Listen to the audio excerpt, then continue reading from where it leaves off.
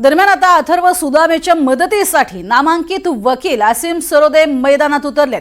त्यांनी अथर्व सुदामेच्या समर्थनार्थ पोस्ट टाकली आहे। आपल्या पोस्टमधून आसिम सरोदे यांनी अथर्व सुदामेने व्हिडिओ डिलीट केला ते योग्य केलं नाही असं म्हटलंय। यासोबतच सरोदेंनी मनसे अध्यक्ष राज ठाकरे यांच्याकडे थेट मदतीची मागणी केली आहे। आपण अथर्वशी फोनवरून चर्चा करून त्याबाबत बोलतो असं राज ठाकरे यांनी म्हटलंय, असंही सरोदेंनी सांगितलेलं आहे। त्यामुळे एका व्हिडिओ नंतर बरंचसं राजकारणच आता आपल्याला पाहायला मिळतंय। अथर्व सुदामे हा एक यूट्यूबर आहे। अनेक रील्सच्या माध्यमातून तो त्याचं म्हणणं समाजासमोर मांडण्याचा प्रयत्न करत असतो।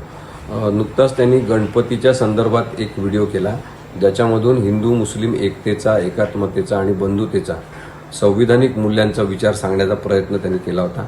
परंतु असं कळलं की काही कट्टरवादी लोकांनी त्याच्यावर दबाव आणला आणि त्यामुळे त्याला तो व्हिडिओ धमक्यांमुळे डिलीट करावा लागला। त्यामुळे मला वाईट वाटलं की अभिव्यक्ती स्वातंत्र्यावर अशा प्रकारच्या गदा येणं हे सुरूच आहे।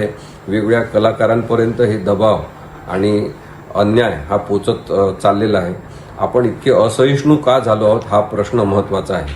अनायसे त्याच वेळेस मला राजसाहेब ठाकरे यांचा फोन आला। त्यांना मी सांगितलं की तुम्ही ज्याची तारीफ केली होती जाहीरपणे त्या अथर्व सुदामेनी असा एक व्हिडिओ केला होता, त्यांना मी सगळी गोष्ट त्या व्हिडिओतली सांगितली। तर ते म्हणाले की हा अत्यंत चांगला व्हिडिओ त्यांनी केला होता, असं कसं कोणी डिलीट करायला लावू शकतात। आणि मी त्याच्याशी बोलतो तेव्हा मी त्यांना म्हणालो की अथर्वचा फोन आता बंद आहे, त्यामुळे ते म्हणाले की उद्या मी त्याला नक्की फोन करतो।